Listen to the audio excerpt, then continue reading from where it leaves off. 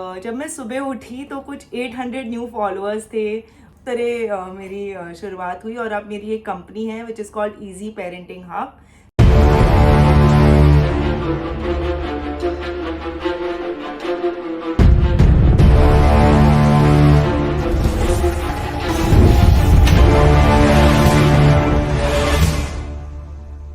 नमस्कार दोस्तों, स्वागत है आपका super Saturday the Manoj Joshi show में। और आज हम आपके सामने एक और नई स्टोरी लेके आए हैं, एक नई इंस्पिरेशन को लेके आए हैं जो आपके सामने अपनी पूरी जर्नी बताने वाले हैं कि कैसे उन्होंने पैंडेमिक में एक नया वेंचर स्टार्ट किया। स्वागत करते हैं रिद्धि मैम का। Hi Riddhi, Riddhi please tell my audience something more about yourself. So I'm Riddhi Devra and I'm a parenting coach and influencer currently on a mission to help 100,000 parents live a happy, holistic and spiritual life. So 2017 में मैं पहली बार माँ बनी and उस समय मैंने parenting पे लिखना शुरू किया। मुझे बहुत मन था कि मैं लिखूँ और अपनी जर्नी के बारे में और मदर्स और पेरेंट्स को बताऊं, पर मुझे कुछ आइडिया नहीं था कि मैं कैसे बता सकती हूँ, उनको कैसे उन तक पहुँचूँ, इसका मुझे ज़रा भी आइडिया नहीं था। तो मैं बुद्धिज़्म प्रैक्टिस करती हूँ एंड हमारे मीटिंग में एक टॉपिक था कि आपको अपनी एक्सपीरियंस दूसरों के साथ शेयर करनी चाहिए। एंड उस मीटिंग में पूरे समय मैं बस यही सोच रही थी कि किस तरह मैं अपनी जर्नी दूसरे मदर्स तक पहुँचा सकती हूँ। तो मैं घर आती हूँ और फिर मैं अपने हस्बैंड को बोलती हूँ कि मुझे ऐसा करने का बहुत मन है, पर मुझे पता नहीं कि मैं कैसे पहुँचूँ उन तक। तो मेरे हस्बैंड ने मुझे कहा कि आप इंस्टाग्राम पे करिए, बिकॉज इंस्टाग्राम पे ही सब मदर्स है और यंग ऑडियंस है। तो अगर आप अपनी जर्नी शेयर करना चाहती हैं तो आप इंस्टाग्राम पे करिए। बट मैं बहुत शाई हूँ और मुझे लगा कि इंस्टाग्राम प्रोफाइल पब्लिक करना उस समय मेरे लिए बहुत ही बड़ी बात थी एंड मैं बिल्कुल भी नहीं पब्लिक करना चाहती थी। तो हमने इसे एक बेट में कन्वर्ट किया, गेमिफाई किया पूरे प्रोसेस को। और मेरे हस्बैंड ने कहा कि अच्छा, हम एक ऐसा काम करते हैं, हम एक दिन के लिए आपका प्रोफाइल पब्लिक करेंगे। अगर आपको 500 न्यू फॉलोअर्स मिल जाते हैं नेक्स्ट डे तो हम इसे ओपन रखेंगे, अगर नहीं मिलते तो आप इसे वापस प्राइवेट कर लीजिएगा। And I was very sure कि वो बहुत ही डिफ़िकल्ट है 500 नए फॉलोअर्स बिना कुछ किए इंस्टाग्राम पे मिलना। तो मैंने कहा ठीक है, कर लेते हैं। ऐसे मजाक मजाक में कहा कि ठीक है चलो ओपन कर देते हैं। ओपन करके मैं सो गई। रात को हमारी ये बात हुई थी एंड जब मैं सुबह उठी तो कुछ 800 न्यू फॉलोअर्स थे, बहुत सारे नोटिफिकेशंस, मैसेजेस, बड़े बड़े पैराग्राफ्स और बहुत मैसेजेस थे। एंड फिर मुझे लगा कि सच में इस इंफॉर्मेशन की बहुत नीड है। लोग पढ़ रहे हैं, लोग सीख रहे हैं, लोग शेयर कर रहे हैं, मैं भी सीख रही थी। And that's how it started. और फिर मैंने डिसाइड किया, मैं हार चुकी थी बेट, तो मुझे इंस्टाग्राम प्रोफाइल पब्लिक रखना पड़ा। एंड धीरे धीरे ऐसे मेरी जर्नी शुरू हुई। फिर मैं पेरेंटिंग, मैंने एक ब्लॉग लिखा अपना riddhidevra.com। फिर पैंडेमिक में जब मुझे बहुत समय मिला तो मैंने प्रोडक्ट्स क्रिएट करने शुरू किए, डिजिटल प्रोडक्ट्स बनाए मैंने बहुत सारे बच्चों के लिए और पेरेंट्स के लिए।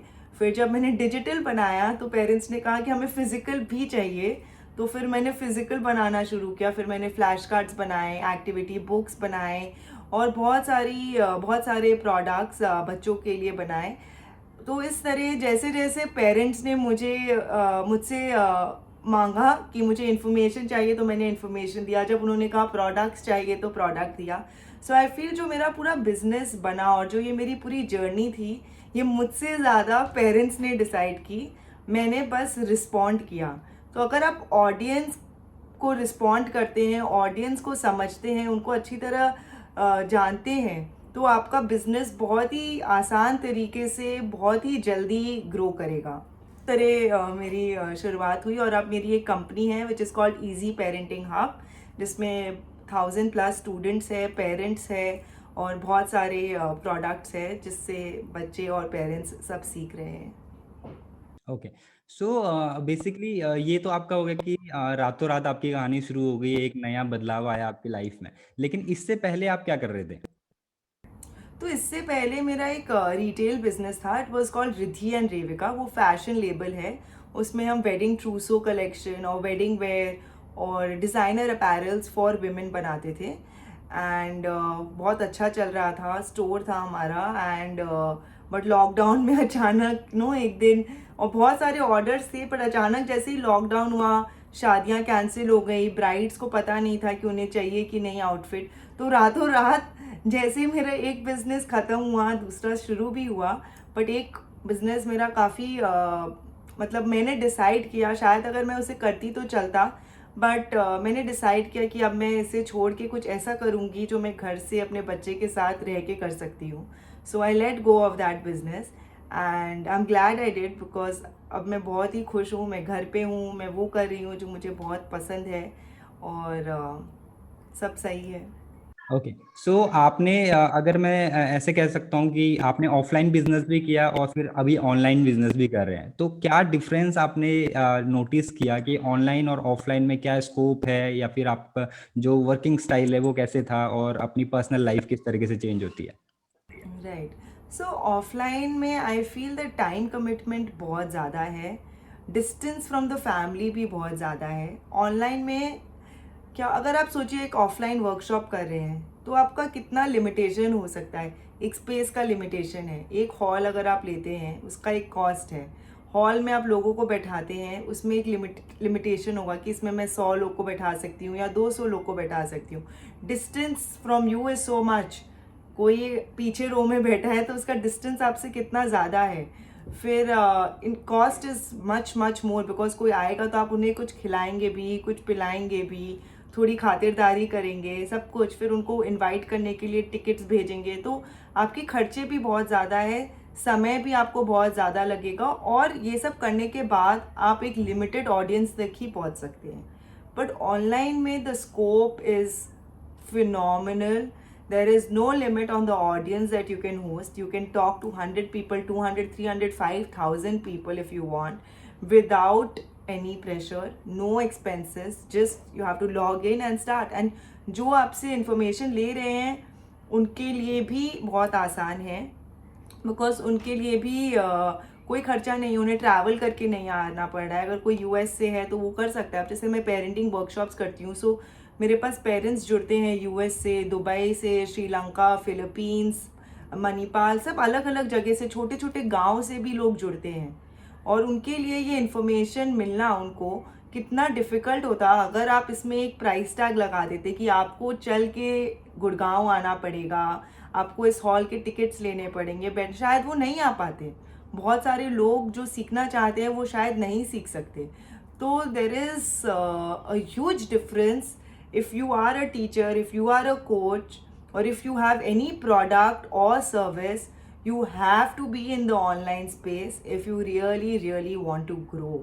Because अगर आप ऑनलाइन में नहीं हैं, सिर्फ ऑफलाइन में हैं, so you will be left behind, because दुनिया चल रही है ऑनलाइन की तरफ, तो आपको भी अपनी गाड़ी पकड़नी पड़ेगी। अगर आप सोचेंगे नहीं मैं तो फिजिकल में ही रहूँगा, if you don't learn the new skills you will be left behind. तो आपको सीखना पड़ेगा, आपको करना पड़ेगा जो बाकी लोग भी कर रहे हैं। बिल्कुल बिल्कुल, मतलब जैसे जैसे जनरेशन चेंज हो रही है हमें खुद को उस हिसाब से ढालना पड़ेगा। आप उसको लेजी भी बोल सकते हैं, स्मार्ट भी बोल सकते हैं। अगर मुझे ऑप्शन मिलेगा एक वर्कशॉप करने का which is at the comfort of my house, कि मैं घर पे बैठ के कर सकती हूँ, वर्सेस अगर कोई मुझे इनवाइट कर रहा है कि आप 2 घंटे चल के आ जाइए मेरी बात सुनने, चाहे हो सकता है वो बहुत बेटर हो, बट अगर थोड़ा सा फ़र्क हो तो मैं घर वाला ही ऑप्शन चूज़ करूँगी। So you have to be in the online space. You can have physical also, because see I think apparel business जो मैं पहले करती थी उसमें physical presence भी ज़रूरी है, because whenever you are selling something expensive, couture collection and trousseau, people like to see and touch and feel. So if you are a product business selling expensive things, then you know people will like to feel the product also. So then physical presence is important, but it has to be complemented with an online presence also. सिर्फ physical होने से भी नहीं चलेगा, तो physical के साथ online ज़रूरी है। फिजिकल नहीं है तो online is a very good way to start, because your investment is very very low. Even for my physical business जो रिद्धि रेविका था, मैंने पहले ऑनलाइन ही शुरू किया था। ऑनलाइन से जब हमारा प्रॉफिट हुआ तब जाके हमने फिजिकल स्टोर स्टार्ट किया, जब हमें पता था कि ठीक है हमारा प्रोडक्ट एक्सेप्ट हो रहा है, लोग खरीद रहे हैं, लोग पसंद कर रहे हैं। Then we actually made the money through the online business that actually funded the physical store. So the journey was not directly a physical store, it was an online store that was upgraded to a physical store, and complemented with a online presence. So online is very important, Manoj. हाँ, ये वही हो गया। इसका अगर close example है तो पहली बात जो आपने कही कि अगर फिजिकली हमें बहुत सारी चीज़ें करनी तो हम बहुत सारी चीज़ें नहीं कर पाते। उनमें से एक चीज़ ये भी है कि जो हम अभी इंटरव्यू कर रहे हैं शायद ये इतना ईजी नहीं होता हमारे लिए करना, Right. और इतनी वैल्यू लोगों को नहीं मिलती। दूसरी चीज़ जो आपने कहा है कि ऑनलाइन प्लेटफॉर्म जो है वो बहुत अच्छा स्पेस है जहाँ पे आप एक्सपेरिमेंट कर सकते हैं कि आपके जो भी प्रोडक्ट है या सर्विस है वो लोगों उसको एक्सेप्ट कर रहे हैं या नहीं कर रहे हैं, उनके लिए वो हेल्पफुल है या नहीं है। और आप उसको जब तक आपका फाइनल वैल्यूएबल प्रोडक्ट ना बन जाए तब तक टेस्ट कर सकते हैं ऑनलाइन स्पेस में, Right. जो आपने Right. बहुत अच्छे से किया। और तीसरी चीज़ ये है कि अगर आपको ऑनलाइन में बहुत अच्छा उसके फीडबैक अच्छा मिल रहा है, लोग आपके प्रोडक्ट्स वगैरह खरीद रहे हैं, और आप उसको फिजिकल स्टोर में भी कन्वर्ट कर सकते हैं, जो कि अभी तक लोग यही सोचते हैं कि पहले फिजिकल स्टोर होना चाहिए फिर ऑनलाइन जाना चाहिए। लेकिन अगर आपको बहुत फास्ट ग्रो करना है और फंडिंग भी बाहर से नहीं लेनी है, पैसे ज़्यादा इन्वेस्ट नहीं करनी है, तो पहले स्मॉल प्रोडक्ट्स को ऑनलाइन लॉन्च कीजिए, लोगों को एक्सपीरियंस दीजिए अपने प्रोडक्ट का, और उसके बाद अपना Right. फिजिकल स्टोर भी आप कर सकते हैं। सो यहाँ पे बहुत Right. अच्छे अच्छे इनपुट्स आपसे मिले हैं। और दूसरी चीज़ ये भी है कि कुछ प्रोडक्ट्स हैं कि जैसे सपोज आपके प्रीमियम प्रोडक्ट्स हैं, उनका लुक फील वगैरह तो आपको फिजिकली देना पड़ेगा, लेकिन उनका जो रिव्यूज़ हैं या फिर उनका एक्सपीरियंस है वो आप ऑनलाइन मार्केट में वीडियोस के थ्रू और ये Right. सब चीज़ें बहुत अच्छे से कर सकते हैं। सो जैसे कि आपके इंस्टाग्राम पे 100 के फॉलोअर्स से भी ज़्यादा हैं, और you are living a celebrity life, तो आपको कैसा लगता है कि लोग आपको अप्रोच कर रहे होंगे इंस्टाग्राम पे, बहुत सारे डीएम आ रहे होंगे, लाइक जो भी एक्ट्रेस होती हैं करीना कैटरीना वगैरह के साथ जैसे ही आपको भी ट्रीट करते हैं लोग, तो आप कैसा फील करते हैं इस चीज़ को? तो एक्चुअली मैं, मनोज, अपने आप को बिल्कुल भी सेलिब्रिटी स्टेटस नहीं देती, and I don't consider myself as celebrity. In fact the word that I would like to give myself is somebody who's here to solve problems, like a problem solver, solving problems that parents raise, कि जो भी उनके problems होते हैं मैं पूरी कोशिश करती हूँ कि उसको मैं किसी तरह उनको रिप्लाई करूँ, उनकी लाइफ को थोड़ा ईजी करूँ. और जब मैं ऐसा करती हूँ मुझे लगता है कि मेरी लाइफ भी ईजी हो रही है, क्योंकि जब आप सिखाते हैं आप खुद भी बहुत कुछ सीखते हैं.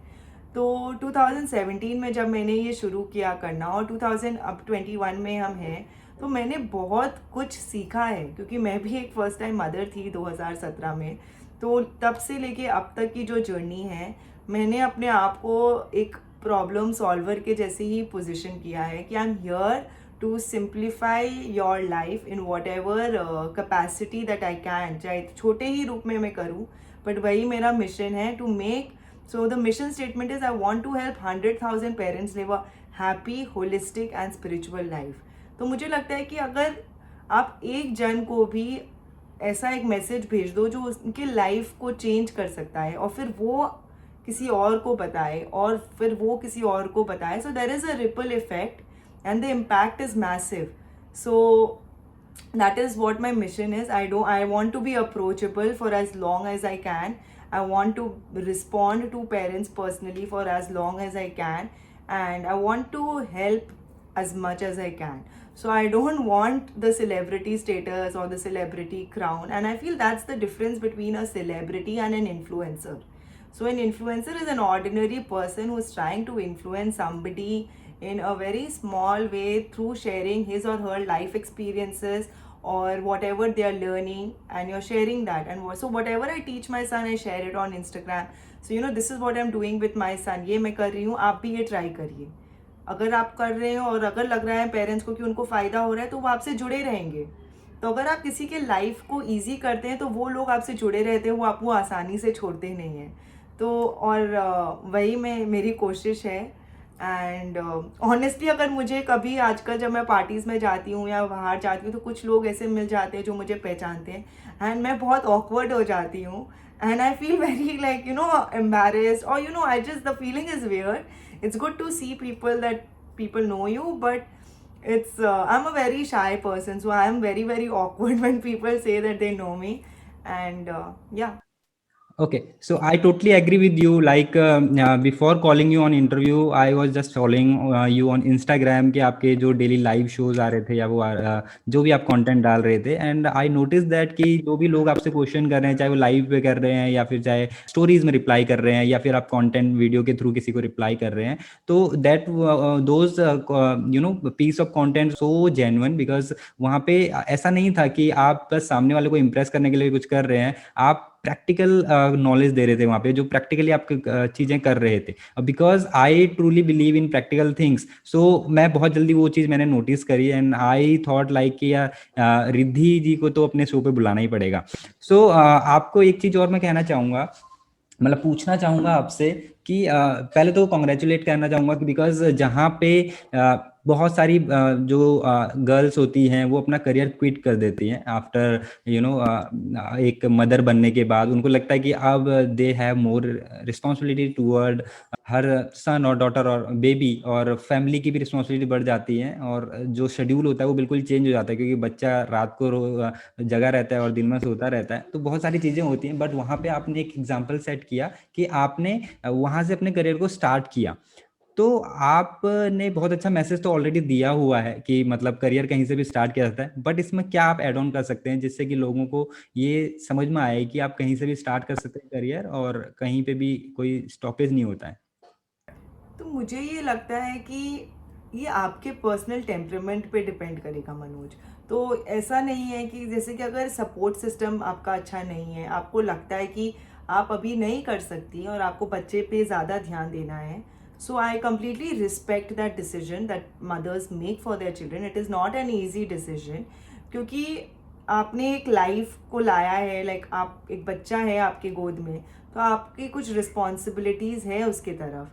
तो अगर आपको लगता है कि आप दोनों चीज़ नहीं बैलेंस कर सकती, आपके पास वैसा सपोर्ट सिस्टम नहीं है फ़िलहाल, तो आप वैसा डिसीजन अगर ले रही हैं तो वो बिल्कुल सही है, उसमें कुछ गलत नहीं है। बट अगर आपको लगता है कि बिना काम किए आप खुश नहीं रहेंगी, या आप काम करके ही खुश रहेंगी, और आप अपने टेम्परामेंट के अगेंस्ट जाके सब कुछ कॉम्प्रोमाइज़ कर रही हैं, तब आपके लिए वो मुश्किल की बात हो सकती है, क्योंकि आप खुद खुश नहीं रहेंगी, और अगर आप खुद खुश नहीं हैं तो आप बच्चों को कैसे खुश रखेंगी।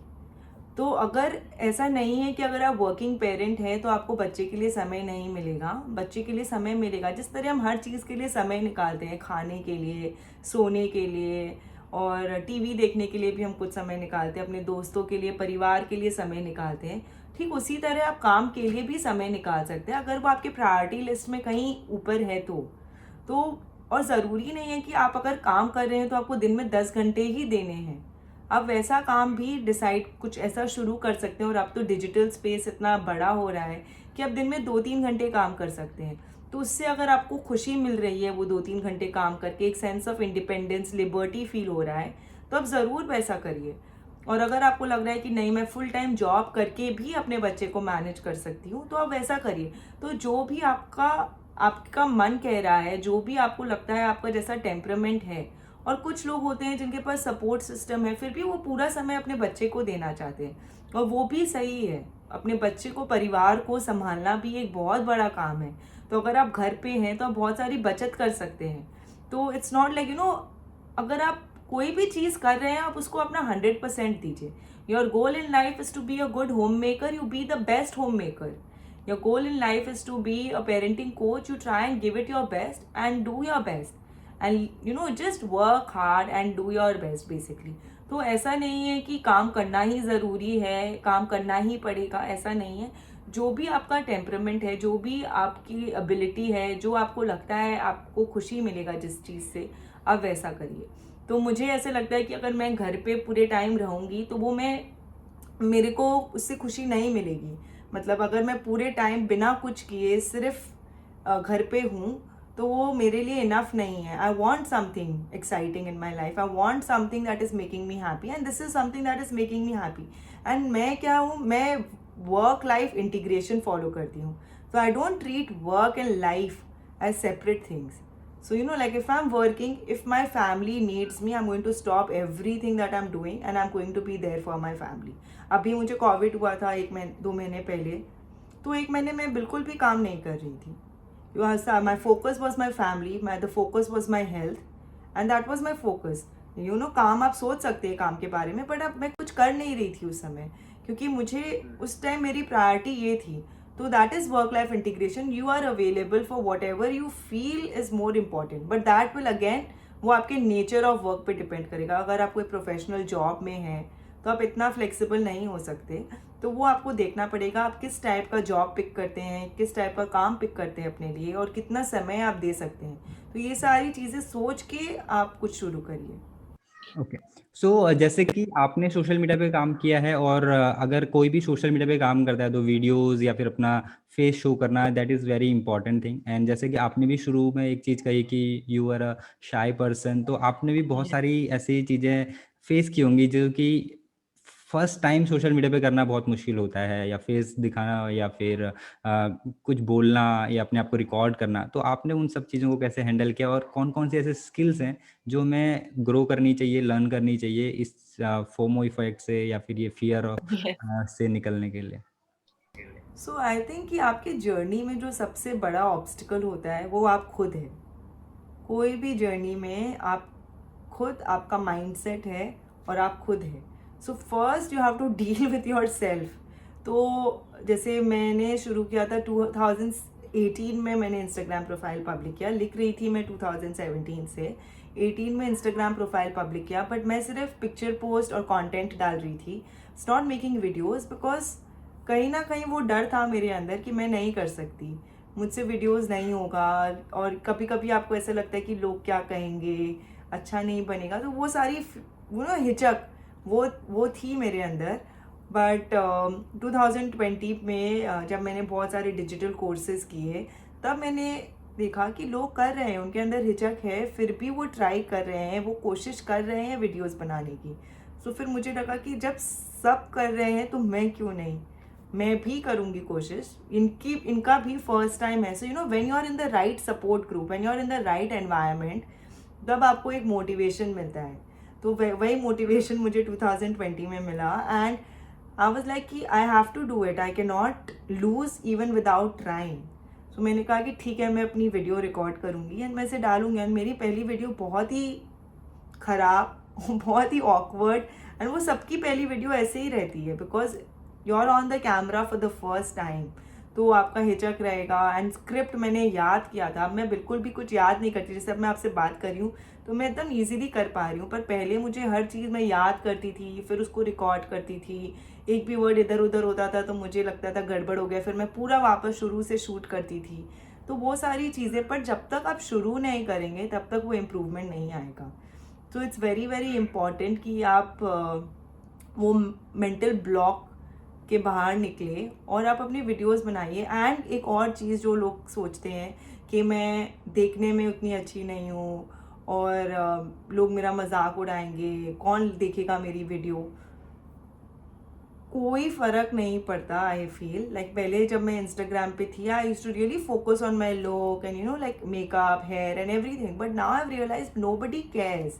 People only care about the content, कि आप उनके लाइफ को कैसे चेंज कर रहे हैं अपने कंटेंट के थ्रू. कोई किसी को कुछ फ़र्क नहीं पड़ता आप कहाँ से हैं, आप कौन हैं, आपके घर पे कौन है, आप क्या करती हैं. एज लॉन्ग एज आपके कंटेंट में कुछ बात है जो उन तक पहुंच रही है और जो उनके लाइफ को किसी ना किसी तरह इजी बना रही है, और वही लोग देखते हैं. और जब आप मन से सही कंटेंट सही इरादे के साथ शेयर करेंगे तो लोग आपसे ज़रूर जुड़ेंगे, because people can feel your energy, they resonate with you and they get connected with you. अगर आप ट्राई नहीं भी करेंगे, आप सिर्फ कंटेंट अच्छा बनाते रहे, शेयर करते रहे, ज़रूर लोग आपसे जुड़ेंगे, और धीरे धीरे आपका ग्रुप और आपकी फॉलोइंग और सब कुछ धीरे धीरे खुद ही ऑटोमेटिकली इंक्रीज होगी.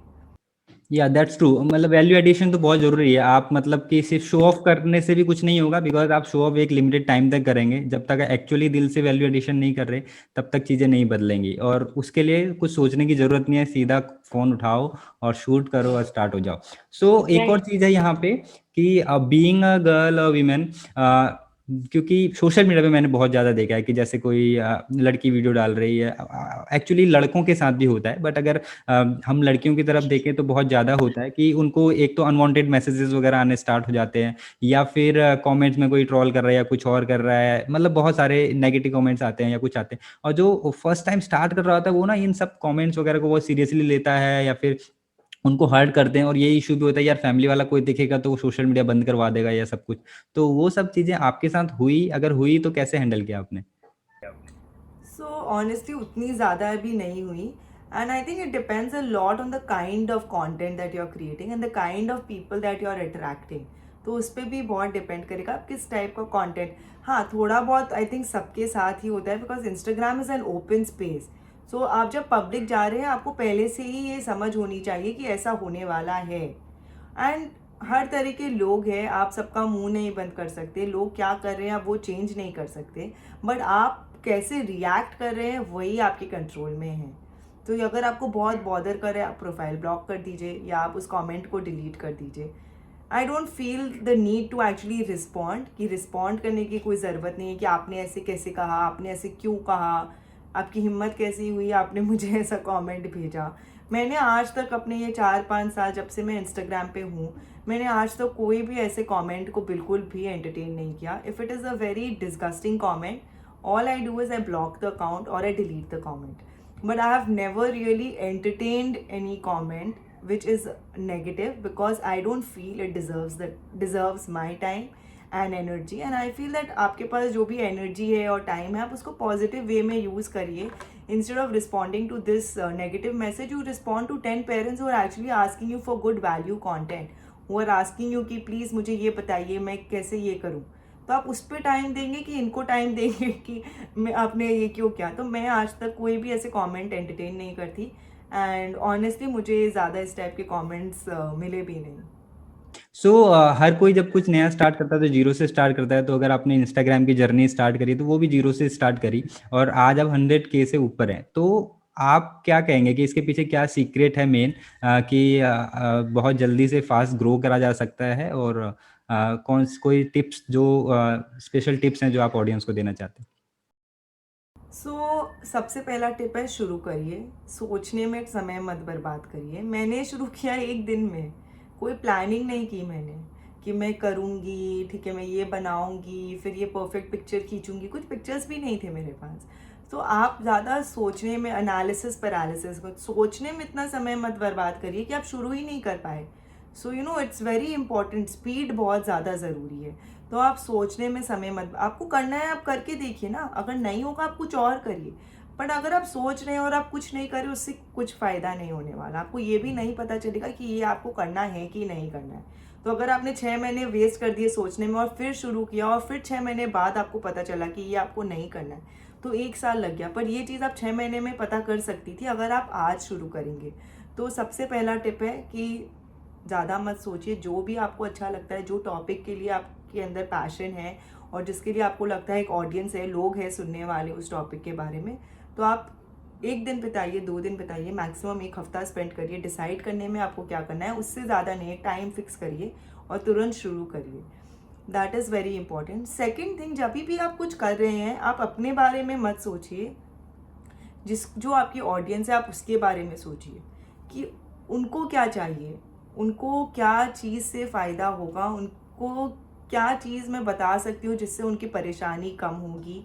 या अगर आप कोई प्रोडक्ट बिजनेस में, तो मैं ऐसे कौन सा प्रोडक्ट उनको दे सकती हूँ जिससे उनका लाइफ थोड़ा ईजी हो जाए। जैसे गाड़ी है, it's a very important product, why are they doing so well, because it's impossible to survive without a car these days. You might not own your own car, but Uber hai, which is also a car. So you have to be a problem solver, and okay, you can share your experiences, but not to the extent that you're not solving. So if I'm just telling that I went shopping and I bought this today, that is not, sometimes people might be interested in all these masala type of content, but it's not impacting them in any way. They don't care if I bought a bag or a shoe or an hair accessory. उनका क्या फ़ायदा हो रहा है, बल्कि कभी कभी उनको बुरा लग सकता है कि मुझे भी चाहिए। तो आप कभी कभी क्रिएट कर सकते हैं इस टाइप का कंटेंट। आप पूरे टाइम नहीं, पूरे टाइम आपको मैक्सिमम कंटेंट आपका प्रॉब्लम सॉल्व करने पे ही फोकस होना चाहिए, या उनके माइंड को पॉजिटिव करिए, या कुछ तरह से उनको इन्फ्लुएंस करिए कि वो सोचे और वो वापस आपके पास आने के बारे में सोचे कि हाँ, रिद्धि ने वो शेयर किया था, मुझे अच्छा लगा, मेरा दिन आज बहुत अच्छा गया क्योंकि मैंने ये पढ़ा, तो मैं वापस कल जाके चेक करूँगी कि रिद्धि क्या लिखने वाली है. So whenever you're doing that, whenever you are helping somebody feel better, whenever you're helping somebody feel good and do good, that's when they'll want to come to you. If you're in the content space, if you're in a product space, then you make a product which is value for money, which is going to make their lives easy, or which is going to, even if you're making an outfit, you make it, you price it well, make them look nice, make them feel good about it when they wear it. तो जब भी आप कुछ बना रहे हैं, आप अपने ऑडियंस के बारे में सोचिए, अपने बारे में मत सोचिए. तो जब आप ऐसा करेंगे तो आप देखेंगे कि लोग आपसे खुद ही जुड़ते जाएंगे, और मेहनत कम और ज़्यादा लोग जुड़ेंगे. ग्रेट. सो आप कुछ टूल्स वगैरह सजेस्ट करना चाहेंगे इंस्टाग्राम पे ग्रोथ करने के लिए? एडिटिंग टूल्स हो सकते हैं या कुछ और टूल्स हो सकते हैं? सो एडिटिंग के लिए आई थिंक क्रिएटिव्स अगर आप बना रहे हैं, Canva is the best tool. Canva is very very good for making creatives. There is a pro version, free version is also very good to start with. काफ़ी कुछ है फ्री वर्जन में, तो अगर आप शुरू कर रहे हैं, प्रो की कोई नीड नहीं है. फिर वीडियो एडिट करने के लिए InShorts एक बहुत अच्छा टूल है जो आप यूज़ कर सकते हैं. और फ्लॉक्ट बोल के एक टूल है जो कंटेंट लिखने के लिए, जैसे इंस्टाग्राम पे जब आप कंटेंट लिखते हैं तो स्पेस इनफ होना चाहिए ताकि लोग कंटेंट सही तरीके से पढ़ पाए. काफ़ी बार आपका कंटेंट बहुत अच्छा होता है, बट वो एक बहुत ही बड़े चंक में एक बड़ा पैराग्राफ आप लिख देते हैं, तो लोग देख के डर जाते हैं, वो पढ़ना ही नहीं चाहते. तो अगर आप उसको प्रॉपरली स्पेस आउट करेंगे और थोड़ा इमोजीज, इमोटिकॉन्स यूज़ करेंगे, तो लोग उसको पढ़ना चाहेंगे. तो फ्लॉक्ट बोल के एक टूल है. एंड हाँ, तो मैं ये 3 टूल्स ही यूज़ करती हूँ. And for hashtags there is a paid tool called Meta hashtags which is also good. So I don't have a subscription with them because you can do your own research online, which is a little time consuming, so you can do that. और if you want to save time तो आप ये hashtag tool भी ले सकते हैं. But अगर आप शुरू कर रहे हैं तो आई थिंक आप अपने खर्चे जितने कम रखेंगे उतना बेटर है. So go for all these free tool. InShorts has a free version, Canva has a free version, Flocked is free forever. So I think these 3 tools are good to start with. Amazing. आपने बहुत सारी चीज़ें बता दी और बहुत सारी चीज़ें ऐसी हैं जो कि मतलब बहुत ज़रूरी है. जैसे कि आपने माइंडसेट के बारे में बताया, that is most important thing. और दूसरी चीज़ है कि लोगों के बारे में बहुत ज़्यादा मत सोचिए, बिकॉज लोग तो कुछ ना कुछ कहेंगे ही, चाहे आप अच्छा कर रहे हो चाहे बुरा कर रहे हैं. और मैंने दोनों चीजें कही, लोग के बारे में भी सोचिए और कुछ लोगों के बारे में मत सोचिए. हाँ, मतलब नेगेटिव लोगों के बारे में बिल्कुल भी हाँ, मत सोचिए, बिकॉज राइट. वो आपको डिस्ट्रैक्ट करने की कोशिश करेंगे सिर्फ, और उससे आपको कोई फायदा नहीं होने वाला. और लोगों के बारे में जो सोचना है वो इस तरीके से सोचिए कि आप उनके लाइफ में कैसे वैल्यू ऐड कर सकते हैं. राइट. और राइट. जो कि बहुत ज़रूरी है. और स्टार्ट करने के लिए या कहीं पे भी सक्सेस हासिल करने के लिए आपको स्टार्ट करना बहुत ज़रूरी है और कंटिन्यू करना बहुत ज़रूरी है. लोगों के बारे में बात करना बहुत ज़रूरी है कि उनको आप कैसे हेल्प कर सकते हैं, चाहे वो आपका प्रोडक्ट है या सर्विस है. और बहुत सारे टूल्स भी धीरे धीरे आपको बता दिए हैं. तो आई गेस अब आप सभी को कुछ भी सोशल मीडिया पे स्पेशली और ऑनलाइन वर्ल्ड में अपना कुछ भी वेंचर स्टार्ट करने के लिए इंस्टाग्राम पे कोई भी प्रॉब्लम नहीं होगी. आई होप आप सभी को इस वीडियो से बहुत सारी वैल्यू मिली होगी, और ऐसे ही वीडियोस आपके सामने बैक टू बैक आने वाली हैं, जिसमें रिद्धि जैसे और भी बड़े बड़े और इंटेलिजेंट लोग यहाँ पे आने वाले हैं, जो अपनी स्टोरी भी बताएंगे, आपको इंस्पायर भी करेंगे, मोटिवेशन भी देंगे और बहुत सारी लर्निंग देंगे. सो इस वीडियो को लाइक और सब्सक्राइब कीजिए और ज्यादा से ज्यादा लोगों को शेयर कीजिए, और कॉमेंट में जरूर बताइए कि आपको इसमें सबसे अच्छा पॉइंट क्या मिला और कौन सी ऐसी चीज है जो आज तक आपको इंस्टाग्राम पे या ऑनलाइन वर्ल्ड में कुछ करने से रोकते आई है. ये जरूर लिखिएगा कि I am going to start today, because ये आप बहुत सारे और लोगों को भी मोटिवेट करेगा. सो थैंक यू सो मच, और सुपर सैटरडे में बने रहिए और आपको बहुत सारी वैल्यू मिलती रहेगी. So thank you so much Riddhi ji for being here with me. Thank you so much, Manoj ji, for calling me. It was a pleasure being here. Thank you so much.